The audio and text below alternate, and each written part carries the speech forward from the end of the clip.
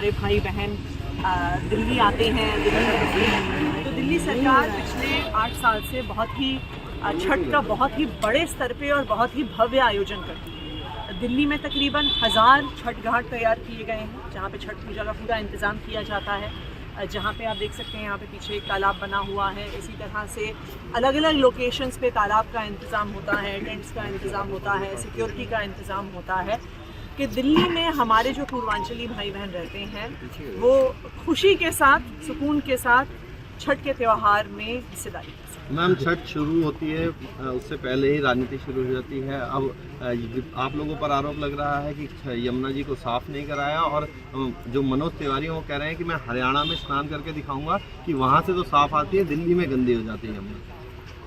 देखिए, सबसे पहले तो दुख की बात यह है कि जहाँ पर भारतीय जनता पार्टी की खुद की सरकारें हैं वहाँ पर तो वो छठ का कोई भी आयोजन नहीं करती। मनोज तिवारी जी खुद पूर्वांचल से हैं, क्या जहाँ पे जिस ईस्टर्न यूपी के हिस्से से वो आते हैं, क्या वहाँ पे बीजेपी की सरकार कोई भी छठ का आयोजन करती है? नहीं करती। देश भर में भारतीय जनता पार्टी की सरकारें हैं। गुजरात में भारतीय जनता पार्टी की सरकार है जहाँ पर बहुत बड़ी संख्या में पूर्वांचलियों ने माइग्रेट किया है, वहाँ पे काम करते हैं। लेकिन भारतीय जनता पार्टी शासित किसी भी राज्य में आज तक सरकार ने छठ का आयोजन नहीं किया। जब भारतीय जनता पार्टी दिल्ली में भी एमसीडी में सरकार में थी तो उन्होंने छठ का कोई आयोजन नहीं किया। अरविंद केजरीवाल जी की ही सरकार है जो पूर्वांचलियों को दिल्ली का एक अभिन्न हिस्सा मानती है, इसलिए केजरीवाल सरकार ने हमेशा ही छठ का आयोजन किया है। अब एमसीडी में भी अरविंद केजरीवाल की सरकार है तो एमसीडी भी छठ घाटों का निर्माण कर रही है। बहुत सारे छठ घाट एमसीडी द्वारा भी बनाए जा रहे हैं।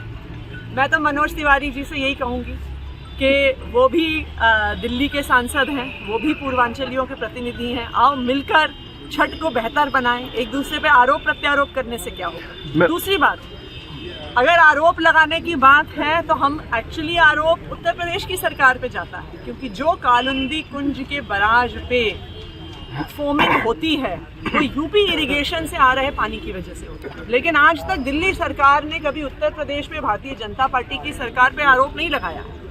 हम वहाँ पे जो भी पोल्यूशन होता है उसको साफ करने का इंतज़ाम करते हैं, क्योंकि हमारा ये मानना है कि सब लोगों को मिलकर काम करना चाहिए और भारतीय जनता पार्टी भी उसी स्पिरिट में काम करे तो देश के लिए। लेकिन उस फोमिंग को खत्म करने के लिए क्या कुछ काम किए जा रहे हैं, क्योंकि अब 2-3 दिन बाद छठ का उस फोमिंग को खत्म करने के लिए ऑलरेडी दिल्ली जल बोर्ड ने छिड़काव शुरू कर दिया है। कई food grade FDA approved chemicals हैं, एंजाइम्स हैं जिनका पहले भी प्रयोग किया जा चुका है। बड़े स्तर पे डीफोमिंग का काम शुरू हो गया है। ऑलरेडी कई सारी नावों के माध्यम से ये स्प्रेइंग शुरू हो गई है। पिछले साल भी बहुत सक्सेसफुली इस स्प्रेइंग के माध्यम से डीफोमिंग करी गई और इस साल भी छठ आने तक बिल्कुल भी किसी प्रकार की फोम वहाँ पे नहीं बचेगी। लेकिन मेरा यूपी इरिगेशन वालों से भी आग्रह है उत्तर प्रदेश की सरकार से कि वो ऐसा पोल्यूटेड पानी ना भेजें अपने कनाल से जिसकी वजह से दिल्ली वालों को परेशानी। मैम, एग्जैक्ट नंबर क्या है छठ घाट का, क्योंकि दिल्ली सरकार हर साल तैयारी करती है, तो एग्जैक्ट नंबर क्या है और वहाँ पर तैयारियाँ कैसे चल रही है? देखिए, दिल्ली सरकार के तकरीबन 1000 छठ घाट हैं जहाँ पर तैयारियाँ चल रही हैं। तैयारियाँ छठ के पिछले दिन तक पूरी हो जाएंगी। इसमें तालाब शामिल है, कई जगह पे पक्के तालाब हैं जैसे जिस साइट पे आज हम खड़े हैं, कई जगह पे कच्चे तालाब बनाए जाते हैं। कई साइट्स ऐसी हैं जहाँ पे तालाब बन के तैयार हैं लेकिन उनको खोद के छठ के समय तालाब के तौर पे रेडी किया जाता है। पानी का अरेंजमेंट होता है, सिक्योरिटी का अरेंजमेंट होता है, लाइट्स का अरेंजमेंट होता है, टेंट का पूरा अरेंजमेंट होता है। और दिल्ली में तकरीबन 100 जगह बहुत अच्छे हमारे कल्चरल प्रोग्राम्स भी दिल्ली सरकार के माध्यम से, मैथिली भोजपुरी अकेडमी के माध्यम से छठ घाटों पे उनका मैम, एक मांग की जा रही है कि ड्राई डे घोषित किया जाए छठ वाले दिन, और हर साल दिल्ली सरकार छुट्टी भी